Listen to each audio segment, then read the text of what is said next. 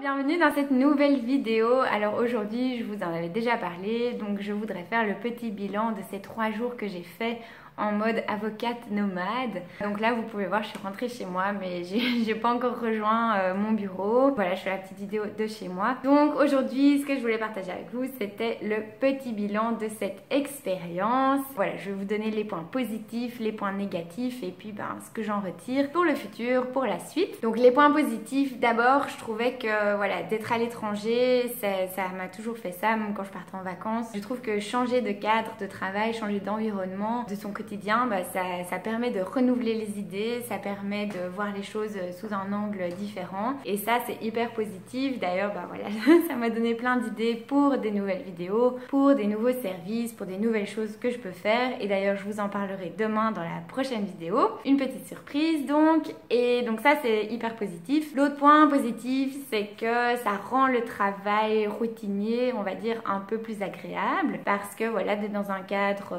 au soleil, c'est quand même beaucoup plus facile à faire que quand on est toujours dans le même environnement. Donc ça, je crois que c'était aussi assez positif. Comme on a envie aussi de quand même aller un petit peu découvrir l'endroit où on est, et bien ça force à travailler par bloc et en fait ça c'est aussi un point hyper positif, c'est que ça renforce la productivité en fait. Donc on se dit voilà, je bosse maintenant non-stop pendant 3-4 heures et après c'est ok, c'est fini, je peux aller profiter jusqu'à ce soir et là je me remets pour un bloc de 2-3 heures, quelque chose comme ça. Donc ça, tout ça c'est les côtés positifs. Par contre, il y a quand même pas mal de côtés négatifs aussi. Je pense que le premier point, c'est que j'ai pas testé ça pendant assez longtemps pour avoir un vrai retour d'expérience. En fait, partir comme ça pour 3 jours, c'est le côté un peu désagréable. C'est qu'en fait, on bouscule toutes ces habitudes du quotidien qu'on a à son bureau pour seulement 3 jours. Et là, en fait, ça vaut pas trop la peine de faire tout ce changement pour une si courte période. Donc ça, je pense que je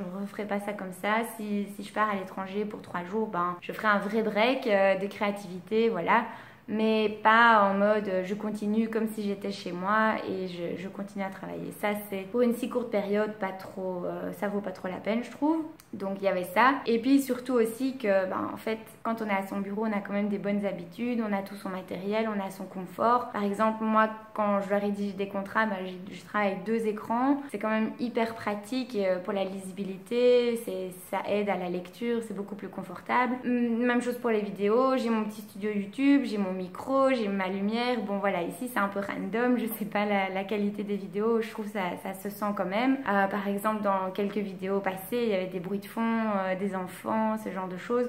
Des camions, bon c'est pas idéal. Donc là voilà, je vais être contente de retourner dans mon petit studio dès demain. Donc ça c'est un deuxième point que je trouvais un peu négatif. Puis le troisième point c'est que finalement on est à l'étranger mais on prend pas ça vraiment comme un break. Donc soit enfin voilà, moi je suis pas encore dans le mode où je prends pas de vacances mais où je voyage à gauche à droite un peu tout le temps tout en restant tout le temps active, etc. J'ai encore l'habitude du scénario, voilà, vacances, travail. Et du coup, d'être à l'étranger, mais sans sentir qu'on fait un vrai break, c'était encore quand même un peu difficile.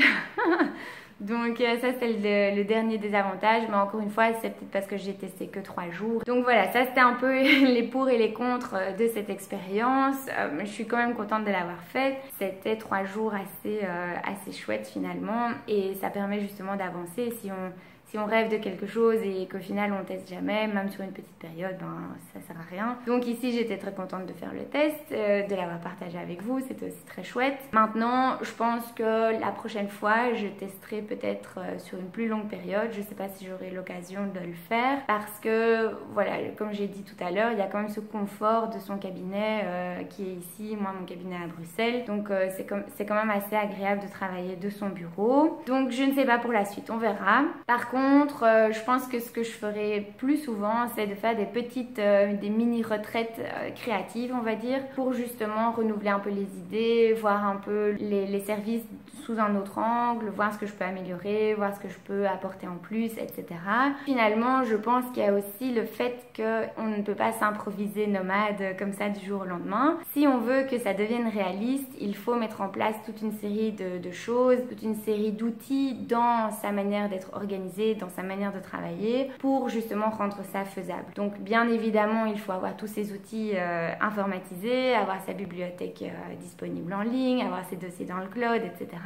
Ça, c'est vraiment une première chose. Je pense que c'est aussi dans la relation client, il faut savoir dire aux gens quand on est disponible, quand on n'est pas disponible. Voilà, ça c'était le petit bilan que je voulais vous partager de cette expérience de 3 jours. En tout cas, vous avez été quelques-uns à me contacter justement sur ce sujet d'avocat nomade parce que voilà, vous aussi vous étiez dans cette optique-là, dans d'autres secteurs évidemment. Et il y a des questions qui sont survenues sur justement le droit et ce statut un peu de nomade, de professionnel qui travaille aux 4 coins du monde sans attache particulière. Donc si ça vous intéresse, n'hésitez pas à laisser des commentaires. Moi je vais essayer de vous faire un petit dossier exclusif sur justement le droit quand on est nomade. Ça peut être super intéressant, ça peut être super cool à faire. En tout cas, si ça vous intéresse, mettez des petits pouces, likez, mettez-moi des commentaires. Enfin voilà, je pense que ça va être un chouette sujet dont on pourra parler dans les prochaines semaines. En tout cas, moi je vous dis à demain pour une prochaine vidéo. Il y aura une petite surprise et d'ici là,